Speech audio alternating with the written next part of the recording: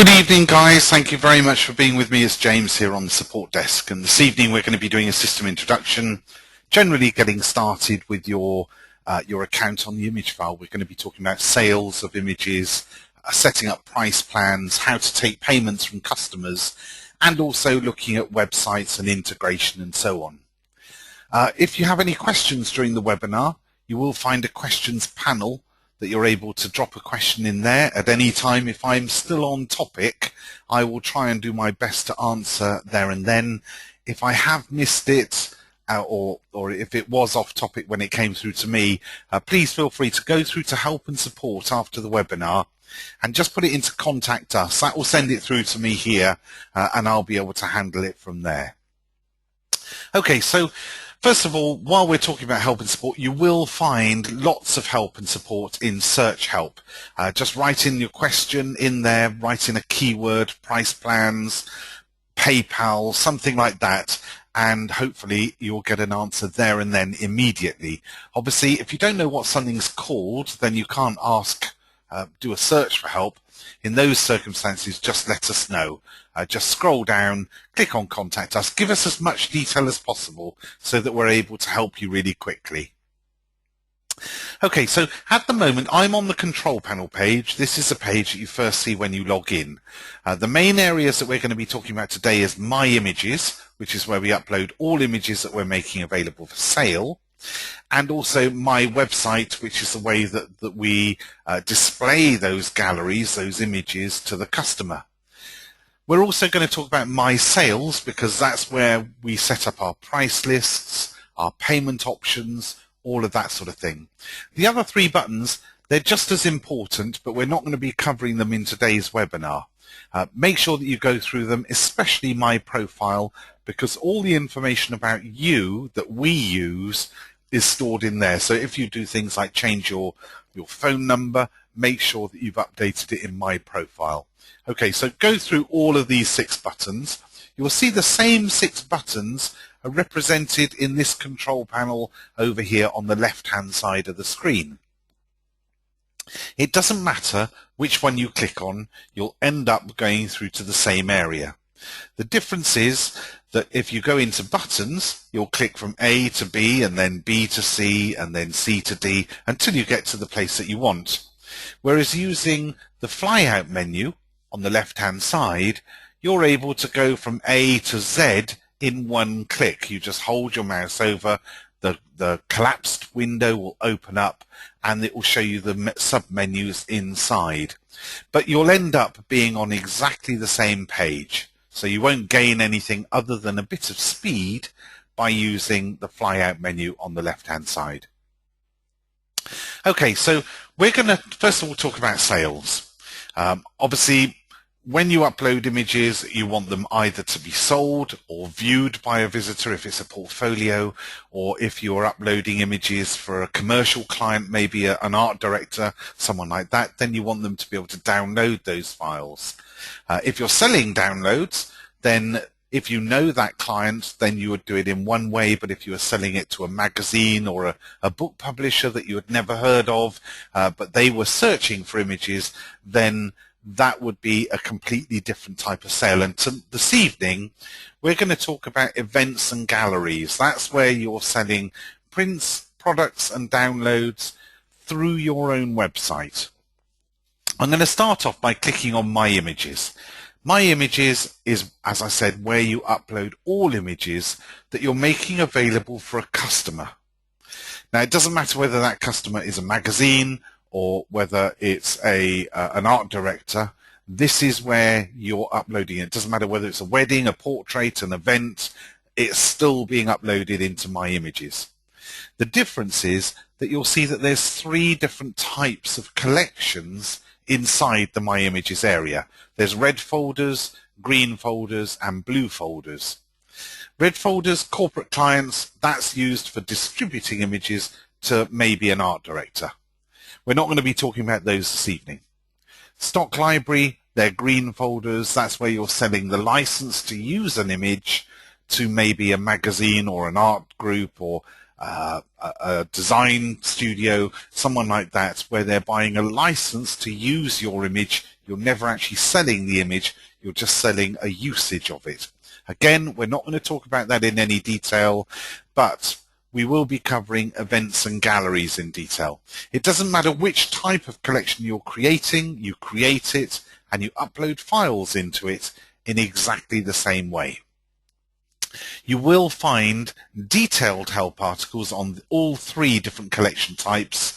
If you go to My Images, scroll down, you'll see frequently asked questions on collection types, and there are tutorials and lots of information in these three help articles talking about the different types. Okay, so this evening we're going to be talking about the blue folders, events and galleries. That's for sale of prints, products, downloads, or just for viewing, for proofing by your client.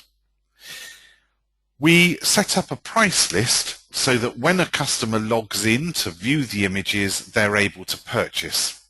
Obviously, you can also put it there for proofing only, in which case no pricing is shown, no products are shown. But if we're going to be selling, we need to set up a price list. And you'll find all of those sort of details in My Sales. If you go to My Sales, you'll first of all see that there's price plans and there's also direct payments. And this is what we're going to talk about first. Price plans is where we set up the products that we're going to be selling and the prices that we're going to be charging. The price plan also manages things like which lab is going to receive the order, and are we going to send it there automatically, or are we going to step in the middle and do some work on the files before we send them to the lab, in which case it's self-fulfillment. We're sending the order to you and you're handling the order. Also, it will handle things like discounts. If you're setting up a discount to increase your sales or increase the speed that customers place their orders, again, it's all managed by the price plan. After we've talked about price plans, we're going to talk about direct payments. I can see a couple of questions coming in. How do I set up PayPal? We'll be talking about that in just a moment. Okay, so price plans. First of all, if I go to Manage Price Plans, you'll see that you can create as many price plans as you want. There's a drop-down menu up at the top where you can choose either to use a self-fulfillment price plan or any of our partner labs, or make a copy of any existing price plans. So you select which type of option you want to create and then click on Create New Price Plan, and it will take you into a page where you can set up the products and set up your prices. You can have a look at all of the different partner labs in this link underneath, and that will show you their products, the prices that they're going to charge you, and also you can compare them, and a couple of them also offer a free trial print where you can upload a couple of images. They will print them and dispatch them back to you so that you can have a look at their color, their paper quality, and so on. There's lots in there. There's Photobox, One Vision Imaging, Loxley Color, Sim 2000, Eye Candy. You've got lots of different options in there. If you're in Ireland, then you'll also have GMS based in Dublin, and if you're in the States, you'll have White House Color, Bay Photo, and a couple of others as well. Self-fulfillment is where we send the order through to you and you're able to manage it. But if you've got a lab that you're already using and they're not a partner lab, then also you can have self-fulfill orders being sent through to any lab of your choice. So you've got that option as well. Once you've created a price list, it will be displayed in this list right here. So you can see that I've got 9 different price lists here. I've got some that are self-fulfillment and some that are being fulfilled by a lab. So if I click on 2014 events, it will take me through to where I can edit this price list. I've got some tabs along the top, and basically if I click on sale items, it will take me through to where I'm able to set up the products that I want to sell. Remember, this is a self-fulfillment price plan. I can add as many products as I want. I can put in the prices. The order is going to come through to me, and I'm going to handle that order. So if we look at one product, I've got a 9x6" luster print. It's got an icon in there to represent the product. to the customer. It's not really essential for prints, but really for products, it can certainly help sales, especially if it's a complicated product, something like canvases or acrylics, that sort of thing. It can really help to show the customer what that product looks like. You obviously put in a price, that's the price that you're selling at, and if you're VAT registered, then it's the VAT inclusive price. Whilst we're talking about VAT, you'll remember before I was talking about going into your profile, make sure that you've said if you're VAT registered, because we'll put all of the details on the invoices that we write to customers when they're placing their orders. So obviously you don't need to do that, we'll do all of that bit for you, but we need your details. So really go through your profile, make sure that it's all filled in properly. Okay, so that's just an example of one product. You can add as many products as you want. Down at the bottom, you can add new items, and you can add as many as you need. We do find, it's a good question. Okay, so the question was, how many products should I sell? Well, how many products can I make available for sale? Yes, you can add as many as you want. We do find that customer or photographers with 12 or fewer products in their price list have the best sales. I do see some photographers that add hundreds of products, and when I've talked to them, they said, well, I didn't really understand the differences between some of them, so I put them all in. Well, if you don't understand the products, your customer will never understand them. So really make sure that you narrow down your price list to what you think people are most likely to purchase online. You can always add a line into your price list, a bit of text in there to say larger products are available on request or something like that. But you really want to narrow it down so that the customer isn't overwhelmed by a selection of products. Another question that came is, when you add products, do they cross over all pictures, or do you have to add them to each picture individually? You create a price list. It's again a good question. You create a price list, and if you're using that price list for your collection of images, then those images, those products will be available to those images that you're uploaded. You're going to see this working in a moment. One caveat to that: if you're using a partner lab, then you need to upload images that the partner lab is able to print.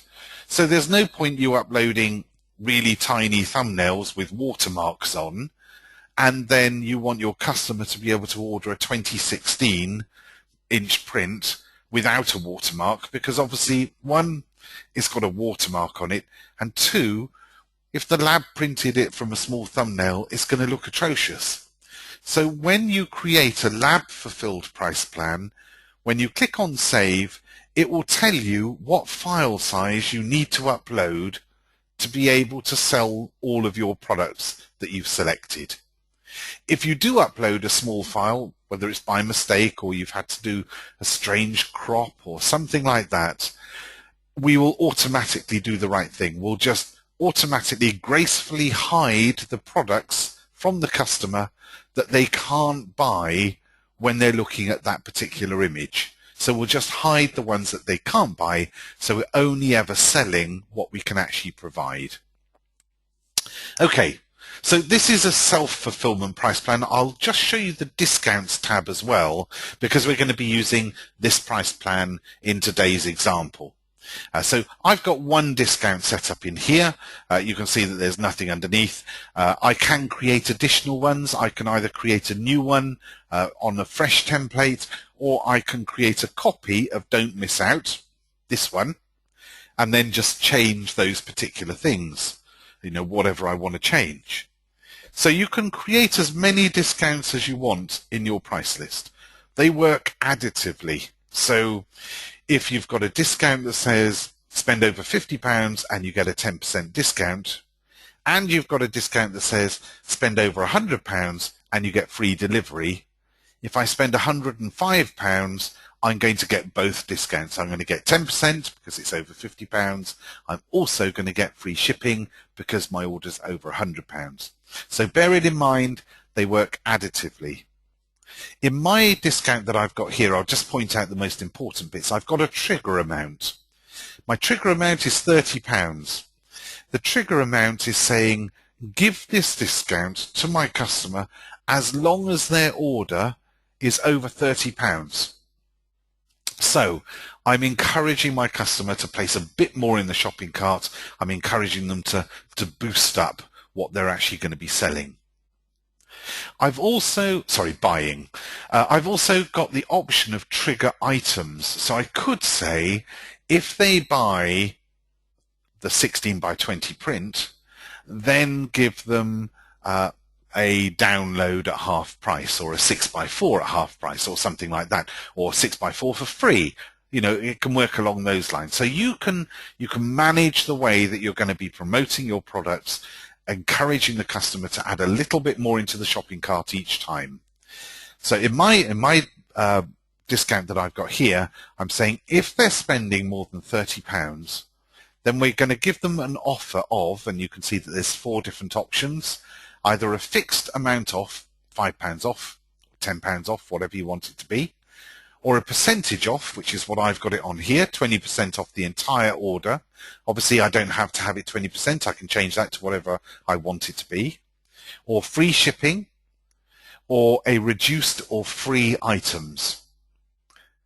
And then finally, we've got the expiration. And this is to encourage the customer to place their order within a certain time scale. We don't want them coming in, let's say it was a wedding. They're coming in, they have a look at the pictures, they're filled with all that emotion again, and they had a lovely time watching the slideshow, and they've got a tear in their eye, and then they go off down the pub and they talk about how lovely the pictures were. And then in 2 days' time, they come back to your website and they look at them all again, and you're giving them what they need. You're giving them that emotion, that warm feeling again every time they come back. But you're giving them no reason to actually buy anything. So putting in a time scale is a way of just encouraging them to place their order while that emotion is still hot. Now, not every type of event has an emotion value, but certain things work really, really well. Things like weddings, the bride and groom hopefully will have that warm feeling for a long time. The immediate family, they'll have it there for quite some time too. But colleagues from work, friends that aren't very, very close friends, but they were there and they're invited for the wedding, even if you've got pictures of them, if you don't encourage them to place their order quickly, that emotion will die down very, very quickly. Things like prize givings. As soon as that dust starts to go on that trophy, that emotion dies down, they're unlikely to purchase. So things like prize givings, award ceremonies, you really want to make sure that you've got the images online and you're telling them to place their order very, very quickly. Proms is another one. It's the prom season right now. Any of you that are shooting proms, you'll know that if you don't catch them before they go away on the summer holidays, that's it. You really want to encourage them to place their order quickly. And this is a great way of doing it. So here I've got an expiration. I can either have it always on. That's the sort of thing I would use for place a big order and I'll give you free delivery.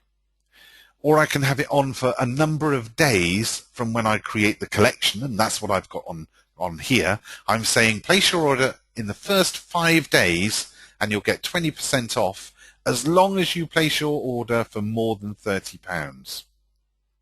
So mine is running from 0 to 5 days. I could have another discount that kicks in on day 6 and runs through to day 25 or 26 or 30 or whatever I want it to be. And that way I'm still giving my customer a reason to purchase, even though they lost that big discount, that 20% off. And, you know, I see a lot of photographers do really well by offering 50 and 60% off, bloat up the price list, and then give a massive discount as long as they place their order very quickly. Because they know that after those summer holidays, as soon as they've gone for the summer holidays, they're not going to get any sales. they've got new friends. They're not interested in the ones that they were at the prom with. And it's not so funny seeing the people with the funny hats on and that sort of thing. All of that emotion's gone. So really, that's the sort of time that you want to use this sort of expiration on a discount. The other one is when you can set it to start on a certain date and finish on a certain date, and that's the sort of thing. You might have a summer madness sale or something like that, and it starts on the 1st of July and ends at the end of July, and you can start the date, put the start date and an end date. And both of these last two options, they will count it down for the customer. So when they go in, it will say place an order for over £30 and get 20% discount. Offer expires in 5 days. And when they come in tomorrow, it's going to say offer expires in 4 days. And on the last day, it will count it down in hours and minutes. And finally, yeah, it's a very good, very good for noticing. I don't usually cover it in the introduction webinar, but promo codes. Promo codes are another way of increasing your sales, because you can say, place an order using this promo code and you'll get this special discount. So it's just a way of giving a customer a special discount. Maybe the bride and groom, for example, you'll give them a special discount because they were your client. And it'll only be available to people that put in that promo code. I've also seen it being used very successfully where you might have a special offer on something like Facebook, and you're just trying to mop up sales before you take a collection offline. So you'll say, you put it on Facebook. One, it's a way of encouraging people to follow you and fan your page and that sort of thing to help with your search engine optimization. But then every now and again, you might just give a flyer, a giveaway of the first person that uses this promo code will get a half price discount, whatever it is. And you can set up fixed discounts, fixed promo codes, and one-time promo codes. Fixed is the more people, there's many people that put it in will get that discount. Whereas a one-time code, once it's been used once, it can't be used anymore. So that would be the sort of thing that you'd put on Facebook. You certainly wouldn't want to put a fixed discount on Facebook unless you were just looking for masses of orders of small amounts, but maybe really cutting down your profit margins. Okay, so that's an introduction to discounts, how to set them up. You will find a detailed help article up at the top. There are many ways of increasing the shopping cart value, not only using discounts, but also using things like tiered pricing, which is where you're saying if you buy one 10 by 8, then it's £30. But if you buy 3 or more, then we take the price down to £25 each. And if you buy 6 or more, then we'll take it down to £22. And if you buy 50, we take them down to £15. So, you're able, again, to encourage the customer to place a bit more into the shopping cart and increase that shopping cart value. The reason is a good question. Okay, so the question that came in is, why did I choose my discount for this evening in the way that I have? One, it was already in here and I've been using it for quite some time, and maybe I should mix it up a bit. But two, that's just my laziness. But two, I do think that the percentage off the entire order encourages the customer to put more into the shopping cart. They can see that their discount suddenly kicks in once they get to £30, and then they can see it growing. The more that they add in that shopping cart, they can see that they're actually saving more and more. So for me, it's just a way of saying thank you every time that they add something into the shopping cart. Whereas a fixed code, a fixed discount, once they've got that £5 off, they've got no reason to add more in. So that's the only reason, and it was already set up, to be fair. And I have it on the expiration so that you're able to see it working. A lot of you guys that are out there now, you'll see that you'll get an email from me at the end, and I invite you to come in and have a look at the collection that we upload today, and you're able to place an order. And if you come in today, it will say offer expires in 5 days, but if you come in on Friday, then it will say offer expires in 3 days. So it's just a way of you being able to see things working. Okay, so that's a very brief introduction to discounts and self-fulfillment price plans. I've got a lab-fulfilled price plan already open up here. The only difference, you'll see that it's still got the same 5 tabs running along the top. You can create discounts. I've got a discount in this one as well. But the only difference really in price plans, whether it's lab-fulfilled or self-fulfilled, is if it's lab-fulfilled, all the products are already there for you. You just tick the products that you want to include, you change the price to what you want to sell at, and when you click outside the box, it'll tell you what your profit is. So here we can see that it's 48 pence for the print, and it's £9.52 profit if I sell for £10. Obviously, if I change that, then that profit margin to £80, maybe that's a little expensive, £8, you'll see that the profit changes. So that's the only difference.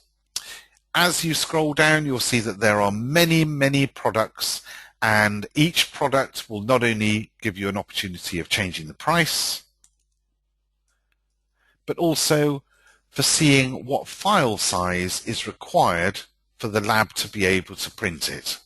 So you must upload files that the lab is able to print if you're using automated fulfillment. So you don't upload with watermarks, you upload a big file. Your customer will never see that big file other than in print or if you're selling downloads. So, don't worry about it. It's secure. It's held in a secure area. Your customer will never see that file. They'll only ever see the watermarked thumbnails that we make from that file during the upload. Okay. Right down at the bottom is a good question. How do I sell downloads on lab fulfilled orders? Right down at the bottom, you'll see all the different options for download sales, and you just click it again. If you want to sell a download, you'll see the different sizes. This is a full size, downsized to 3,200 pixels, downsized to 2,000 pixels, 1,200 pixels, 800 and 420. And the two smaller ones, you can also sell watermarked versions if you're selling them for Facebook, or some people give them away for Facebook, but they want their watermark on there to get some sort of payback for allowing people to put it onto Facebook or Twitter or whatever it is. So that's all. The only difference is that with the lab fulfilled price plans, all the products are there. You just tick the ones that you want to include, and you tick the ones that you want to sell and change the price to what you want to sell for. Can we make our own watermark? Yes, you can make your own watermark. It's one of those things that you'll find in My Images. You'll find that there is image file security, and in there custom watermark. So My Images, file security, custom watermark, and in there you can either just type in a box, and that would just write it on across the image. You can have that either multiple times or whatever, or you can upload a logo. Obviously, if you're uploading a logo, you want to make sure that it's basically a transparent image, so a PNG file with a transparent background, so that you're not blocking over the picture. You want to just put your logo or whatever on a transparent image. Our right-click options disabled on the homepage or portfolio images. You can right-click disable, and we automatically right-click disable on all of your sales galleries, but we don't automatically right-click disable on your web pages. And that's a very good reason for that, and I'll go through it now. I normally talk about it when we talk about websites, but I'll go through it right now. So any gallery that you're uploading into the My Images area will be automatically right-click disabled. And you can choose to have it watermarked, and you can put in your own watermark, and you can make that watermark as strong or as weak as you want it to be. But your web pages, you really want to maximize your search engine optimization. You're not going to pick up You're not going to pick up search engine optimization from uploading weddings, although you can get a little bit. You're not going to maximize on your search engine optimization from password protected folders. But your web pages, you really want to maximize your SEO, search engine optimization. And if you have everything right-click disabled, then the search engines can't see it. So we have it open for search engines to be able to index your pages, index your images in your portfolios and on your home page, but we have everything locked down in your client area. But that's why. You are able to do things about that. I won't go into it right now, but yes, you can, but ideally, I would have it open on your web pages, just not in your client galleries. Okay, so price plans. We talked about price plans. Now, once you've created a price plan, the next part would be how to get the money from the customer into your account. And there are various ways of doing that too. So let's go back to My Sales. Underneath price plans, you'll see direct payments. Direct payments is where you can set it up so that a customer pays directly into your bank account or into your PayPal account or whatever it is. So here's the thing. By default, if you've just started, then you will have seen that you've got two payment options available for your customers. You've got the ImageFiles WorldPay account and you have got offline payments. And those are there automatically because you don't have to do anything at all to set it up. You don't have to set up a WorldPay account, and we've already got your details so we can set up offline payments for you. We can say, send a check to Joe Smith to this address. Job done. You can change those instructions that are given to your customer. That was one of the options on the price plans page, is to change the direct payment, the offline payment instructions. But you can also set up, and I would advise people to set up, using direct payments. Basically, if you're paying the ImageFiles WorldPay account, the ImageFile gets a charge. They also have to pay an insurance to make sure that you get your money if anything happened to the ImageFile. So those costs are going to be passed on to you. Also, WorldPay will hold on to the money for 28 days before they pass it over. And this is in case your customer does a chargeback. And the only reason that they hold on to the money for 28 days is because it's a multi-user account. The ImageFile has an account that many people can and are able to use. Whereas if it is only yours, your account, and you bought an account from WorldPay, they don't have to worry about that because they have your bank details and they can always claw stuff back if there was a chargeback. A chargeback is when a customer says, I didn't receive my product, I want my money back. Or I received my product and it was substandard and I've tried to sort it out and they won't do it, I want my money back. And they claw that money back and they leave it up for you to sort it out with that end customer. So with a multi-user account, they're unable to do that chargeback because they haven't got your account. They've only got the ImageFiles account. So they'll hold on to the funds for 28 days. So a better option is to use direct payments. Direct payments, you'll see WorldPay in there as well because you can have your own WorldPay account. You can have your own SagePay account, RealX or Authorize, or PayPal. The difference between them is these four will charge you a monthly fee for having an account, but then they'll charge you a much smaller commission. Whereas PayPal don't charge for having an account, but they charge a commission on every sale that's bigger. So that's the difference. If you're doing high volume sales, then you'll want to sign up for one of these traditional payment providers. If you're just putting your toe in the water and you're seeing how things are going to go, then I would advise you to set up with PayPal first, because you'll usually have a minimum term agreement with these other four. You don't have to sign up with any of them. It's entirely up to you. You can use the ImageFiles WorldPay account, but bear in mind there is that delay. But everything will work in exactly the same way. We're fully integrated with these 5 payment options, so we get what's called a callback when the customer pays. That way we're able to display the right information to the customer. Thank you, you've paid. It was with PayPal with transaction ID number XXXXX, and we can then send the email through to the customer saying, here's a copy of your order, thank you very much, as if it's from you. And we can also send your order off to the lab. When you're doing offline payments, we don't know when the customer pays you. You need to click on a button to say, I've been paid, send the order through to the lab.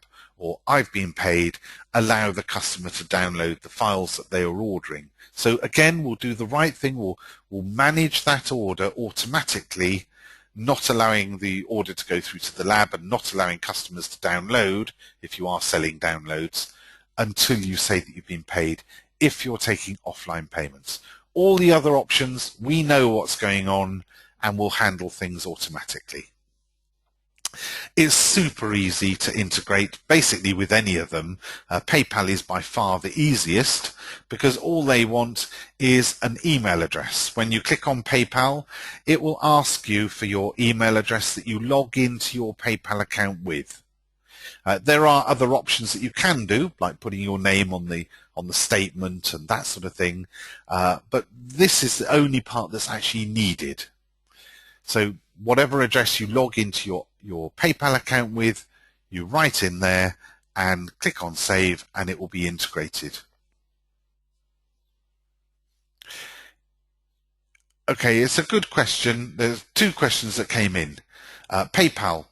Will my customer need a PayPal account to be able to pay by PayPal? Well, actually they don't. As long as you've got the right sort of PayPal account. When you go through and you create a PayPal account, or even if you've got one, you can log into your PayPal account, and up at the top it will say, welcome James, business account. And it will say change next to it, or upgrade, it might say, something along those lines. And if you click on there, what you want to do is make sure that you've either got a business account or a Premier account. A Premier account uses your name, so it will say my name and my email address on a Premier account, whereas a business account will say my business name. If I trade under a different name, like Cutting Edge Photography or something like that, then it will put that onto the PayPal account. You do have to jump through a few hoops to set up an account using a different name. Things like you have to prove that it's your bank account, that sort of thing. But once it's done, it's very, very easy. So no, your customer doesn't need a PayPal account. If they go to pay and they don't have a PayPal account, they can log out, they can check out as a guest and pay by credit card or debit card in exactly the same way as if they were paying through WorldPay. Remember, you'll pay something like 2.8 or 3.2%. It varies, obviously, with the bank rates. Whereas with one of these other options, you'll be paying something like 1.8 or 1.4. It varies. Again, you will be able to negotiate a better deal once you have had a few months of regular trading.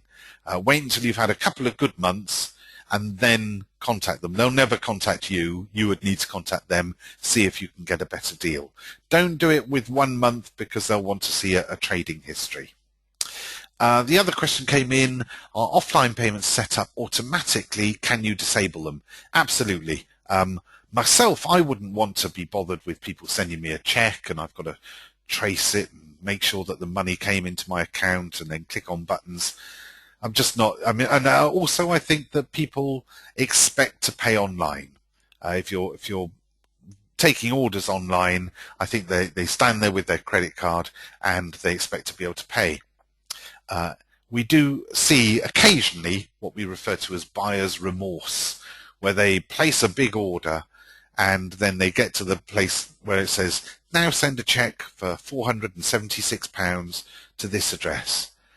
Now, the last time I wrote a check is probably 2 years ago. I pay everything online or by card. And so really, when you think about that sort of thing, I would always set it up with online payments. Myself, I wouldn't use offline payments, but some people want to display their bank details and get people to pay directly in, and it works very well for them. So, I'm only giving my own laziness. All right, so let's crack on. We've talked about payments. We've talked about price plans. Let's put it all together. Create a sales collection. Upload some images. You'll then see all of this starting to how it all fits together, and then we'll look at websites. So first of all, let's go back to the My Images page. This is the My Images page. This is just like me clicking on the My Images button from the control panel. Ignore all the buttons, all the icons, hold your mouse over any of those and it will tell you what it is. We're not going to go through all of those. You will see though that there are some coloured squares in front of each of the collections. And those coloured squares are there to remind me how I set up the payment options. It also gives me a bit more information. So for example, Anne's collection has got 9 files inside it. It's got a gallery image, so it's there to remind me about that particular job.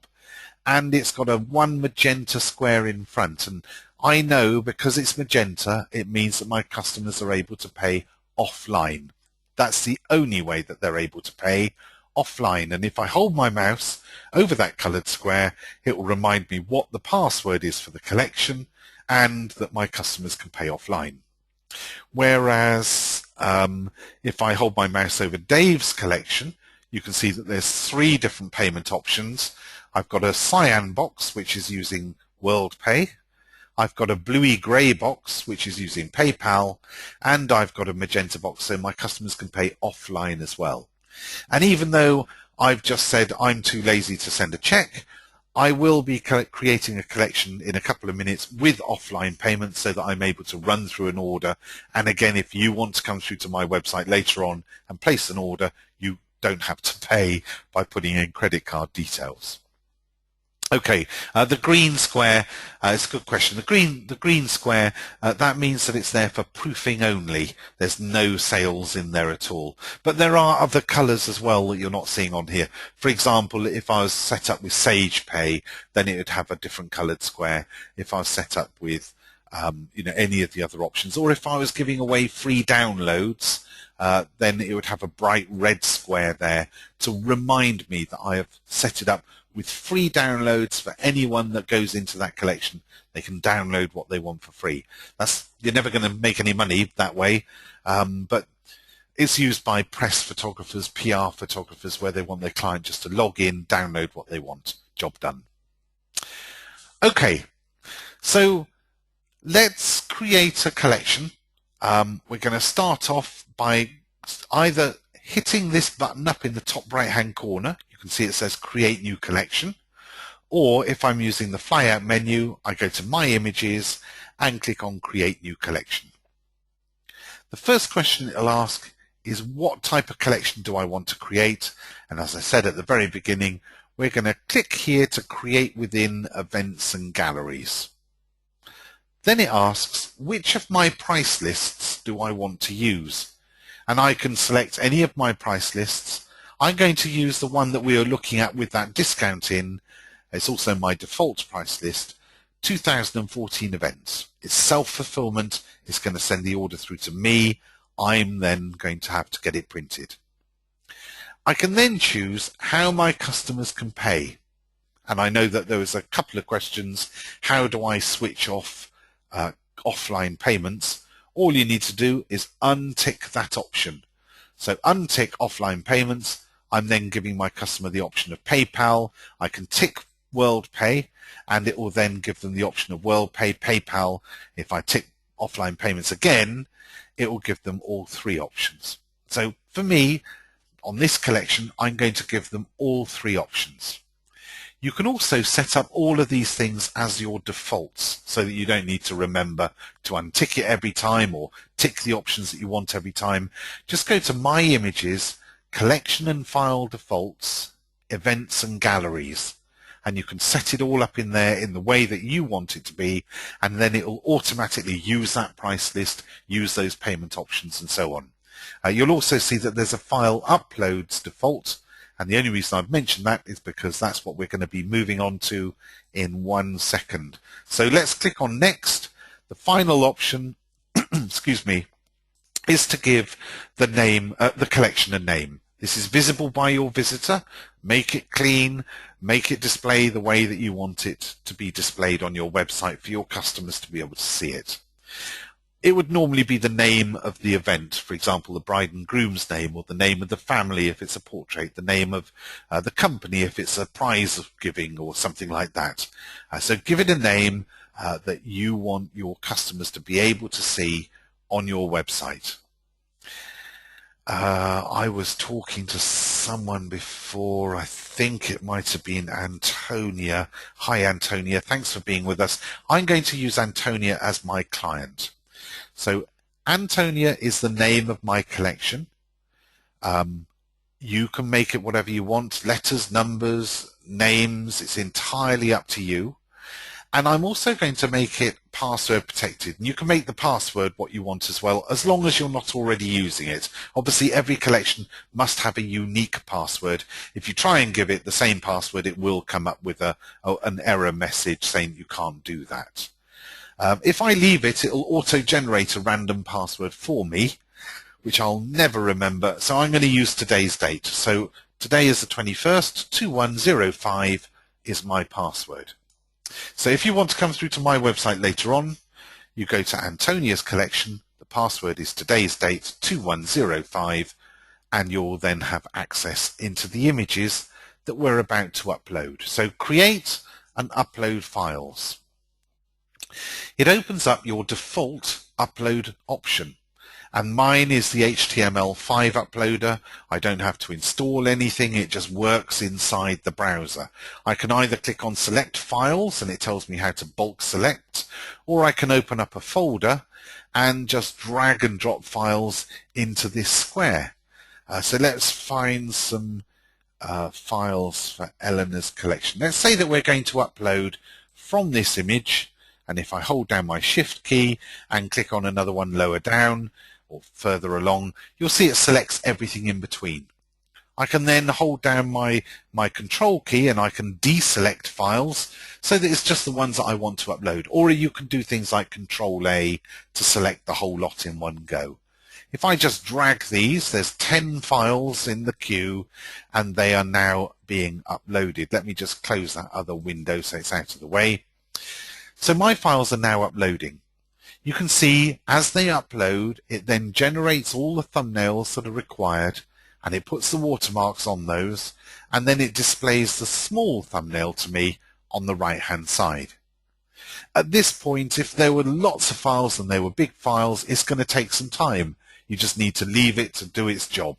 Sort of time to go and have lunch, phone a customer, play golf, or do whatever you do.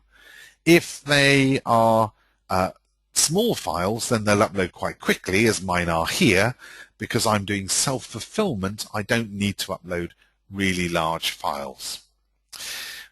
So my files are uploading, all the work's been done. It's also extracting any data from my files, like metadata. So if I've got captions and keywords in my images, let's say I'm using Lightroom or Photomechanic or Bridge or something like that, then it will also extract that data as well. Now, captions and keywords aren't really necessary for weddings, portraits, along those lines, but for stock library, and at the end of the day, you will find out that everyone should upload some images into the stock because it's also very good for your search engine optimization, but it's only going to be good if you've got captions and keywords. So if you're uploading into the stock library, captions and keywords are essential. For password protected folders, they're not really necessary. So my job is done. I've uploaded files. I'm just going to go right the way back to my images so that you're able to see what's happened. If I scroll down, you can now see that I've got a new collection called Antonia, and it's got 10 files inside it. I've got 3 colored boxes in front of it because I gave my customer 3 different payment options. If I hold my mouse over the first one, it will tell me what the password is and that my customers can pay by WorldPay, PayPal, and also offline payment. Okay, so that's everything we need to do. I could actually shut down my computer now and you could all go to my website and start to purchase. Before we do that, let's just talk about websites, and I will be brief. I know that I've had loads of really good questions, so thank you very much. But let's just talk about websites for a couple of minutes. Basically, you can create multiple websites within the image file. You can either have a website that is hosted on the image file servers and you can manage it, you can change it whenever you want, you can upload images, you can change your text, change your colors, upload your logo, and the image file will stay completely transparent in there. We don't want your customers contacting us, we want them contacting you. So there'll be no names, no built on or anything like that to do with the image file. It's your website, your work. So you can create multiple websites. We were looking at the wedding website at the very beginning, so let's look at the wedding website right now.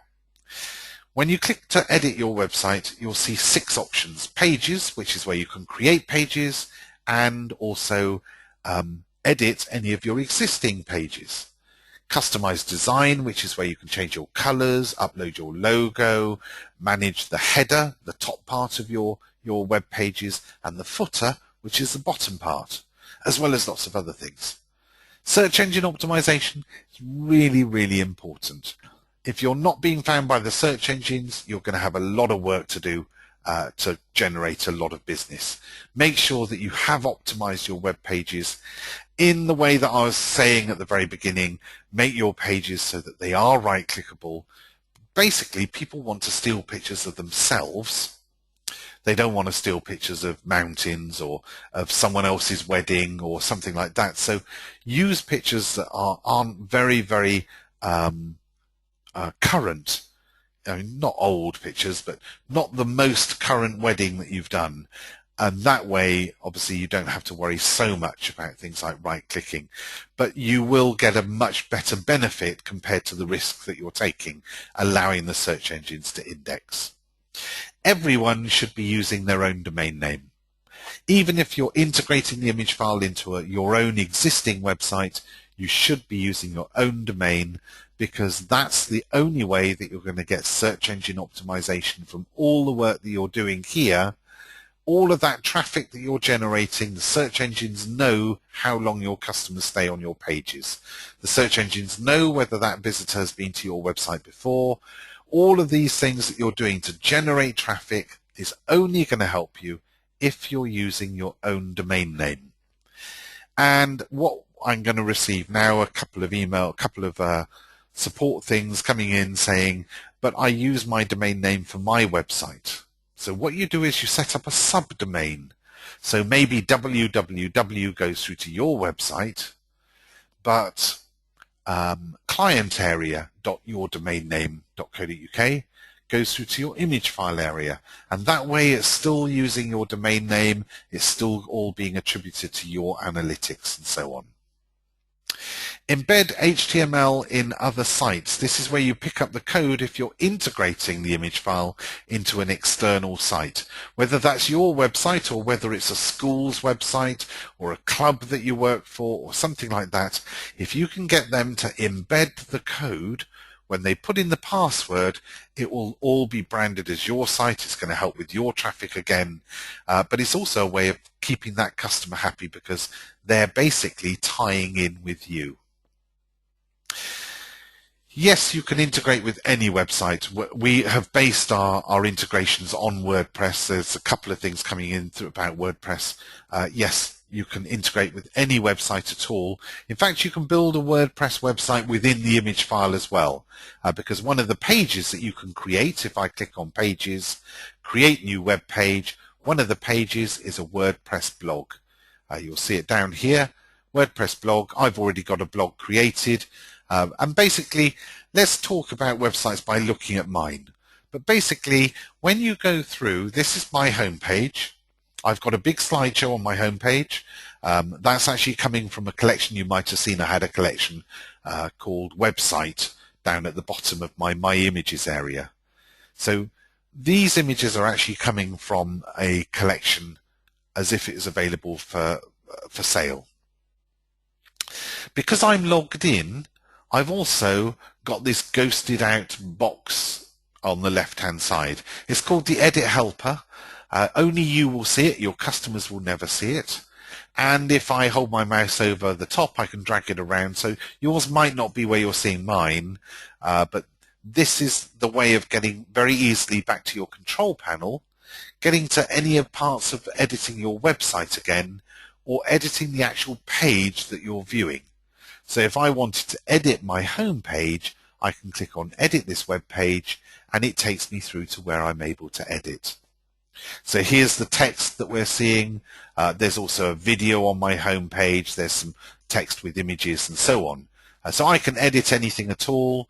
I've got what's called a WYSIWYG editor, what you see is what you get editor.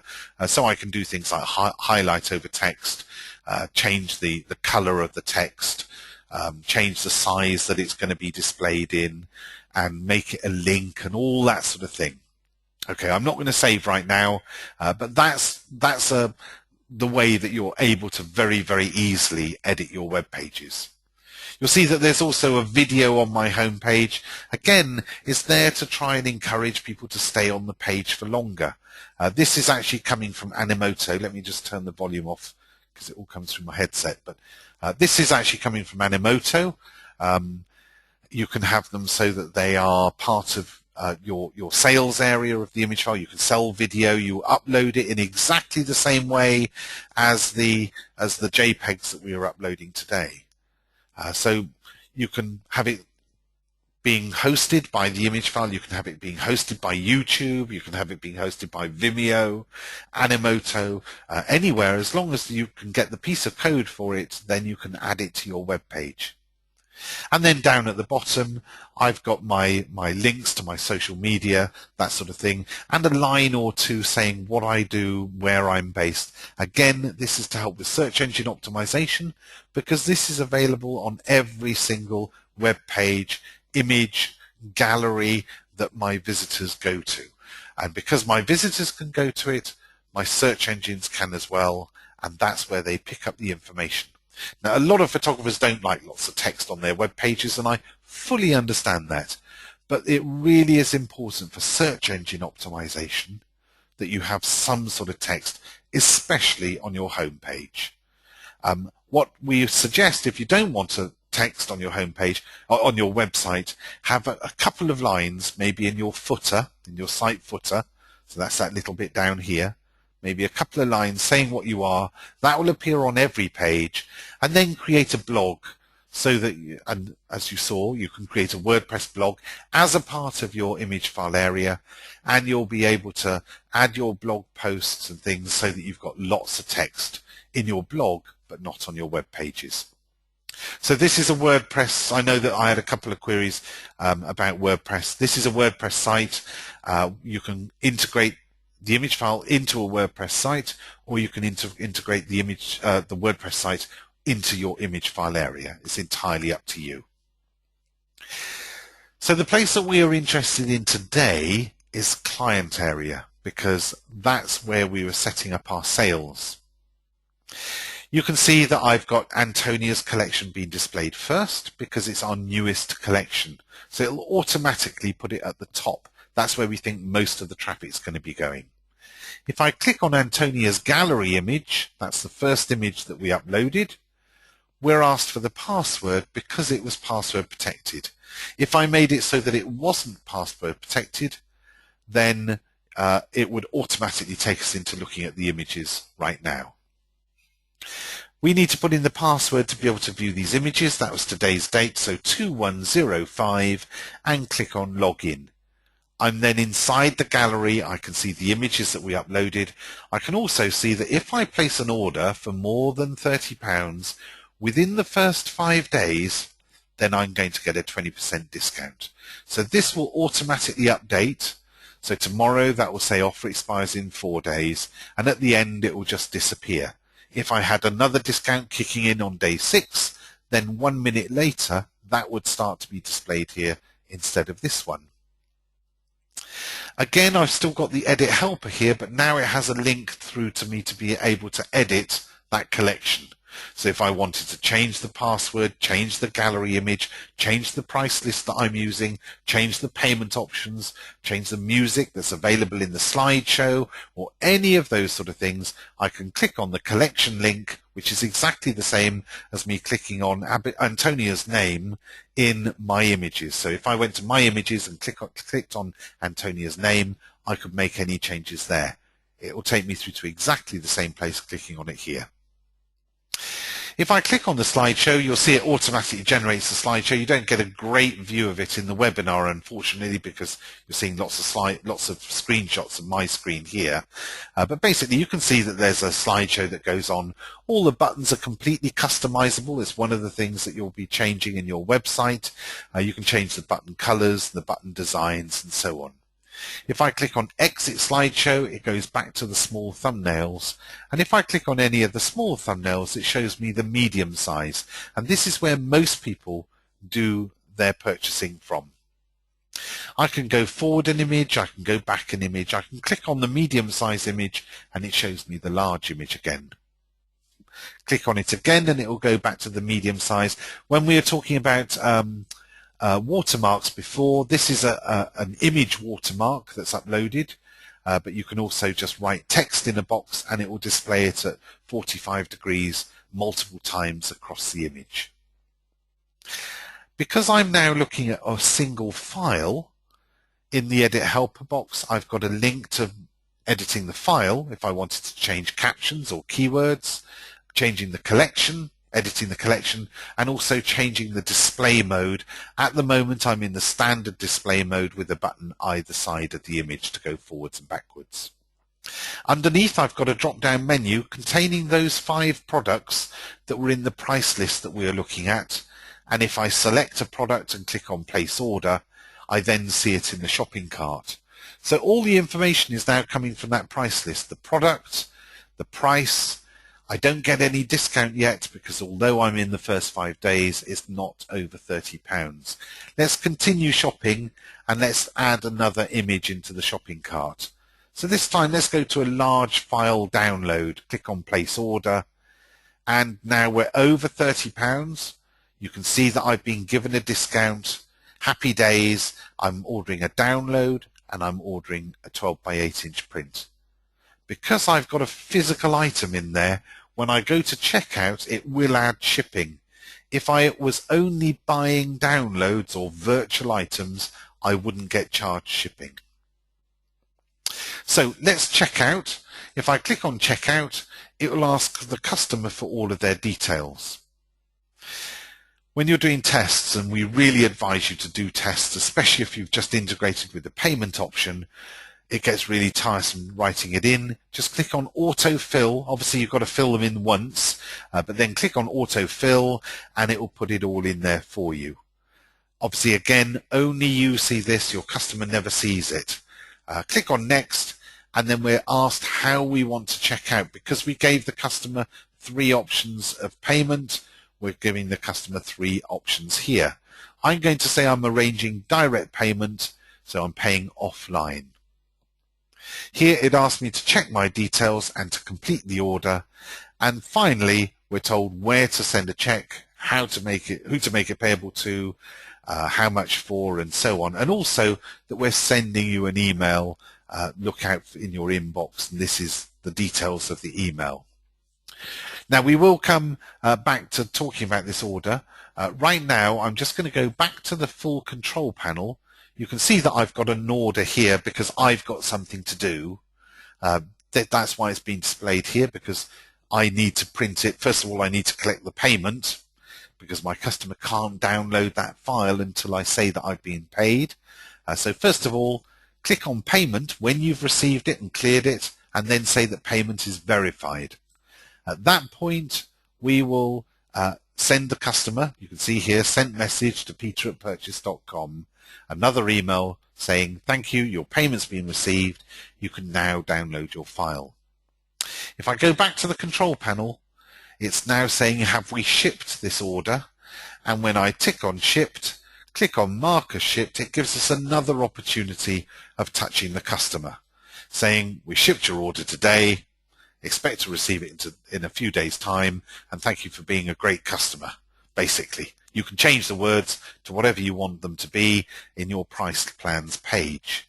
When I click on send email, I now don't have anything else to do. I've fulfilled my order, I've been paid, everything's happened, so it no longer stays on my control panel.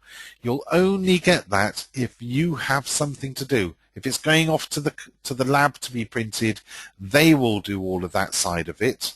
You will just receive a copy of the email saying, thank you, we've received your order, we've dispatched your order today, expect to receive it in a few days. But that's that's your text. You can say whatever you want in there.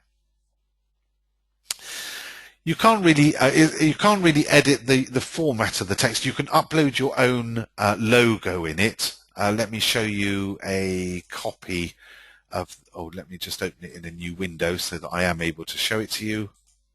Okay, so this is the email that I've just received for this order. This is the one to me as a customer, dear Peter. You can change things like this. I've got a big image on there saying join us on Facebook and get a chance to win a family portrait. And obviously you can change this for different price plans, can have different offers in there. So it's again your way of upselling to the customer. Thank you for your order. You might just be saying thank you. You might be saying place another order or tell someone else to place an order and we'll send you a bunch of flowers. Whatever you want to do to maximize your sales. But the actual layout of the invoice and everything needs to be in a certain way because it needs to do things like contain download links for your customer. It also needs to have things like the way that they can track their order. So yes, you can change things like the advert and obviously your branding up at the top, but the actual format of it needs to stay the same so that we always have the payment options, the payment details, and also your information has to be on it so that we can call it a legal invoice.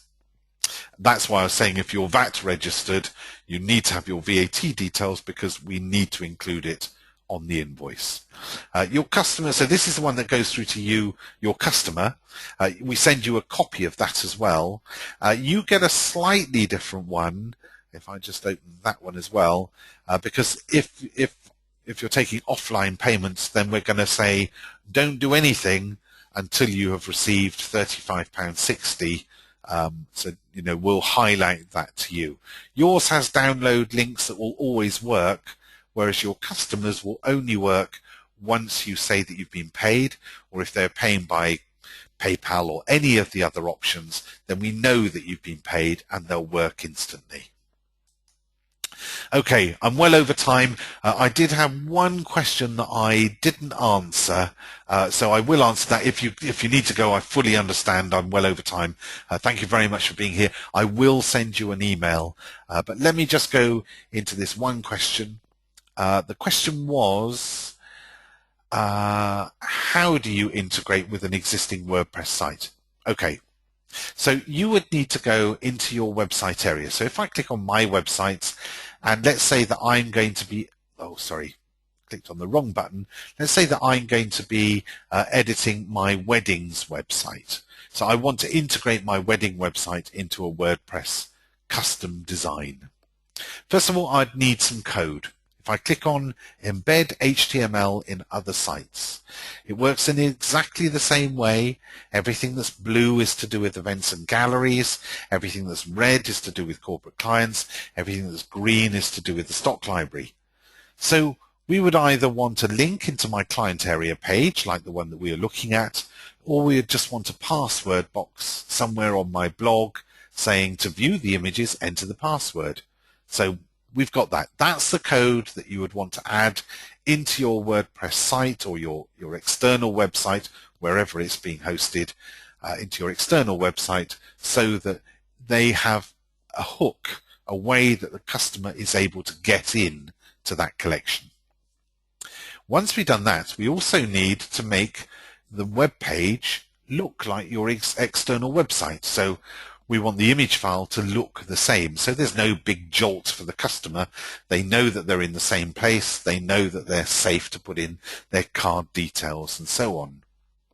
And we do that if I go back to the weddings website, in Customize Design. So if I go to Customize Design, if you're integrating, you want to click on Site Layout and then Mirror External Website. And it will tell you here what to do. But basically, you put in the web address that you want to copy. So if, for example, let me just find something. I've no idea what these look like, so let's just take a chance on it. Next. Oh, it's already done it. So what it does is it finds a way that you're able to it finds where the content is supposed to be displayed within a WordPress blog. So it takes the blog part out and says display the image file in here. I'm just going to preview it. Obviously I haven't made it live or anything, but basically this is what it's done. It's saying, okay, put the image file content into this bit where the Latin is, display images, but keep all of their logo, keep everything in here. So I think this probably is a WordPress site looking at it. It certainly looks like a WordPress site, but it will just do the right thing for you. Okay, if you need help with integration or anything like that, let us know. That's what we're here for. We're here to help you. Again, give us as much information as possible. Go to the Contact Us link. Give us as much information as possible so that we can point you in the right direction really quickly.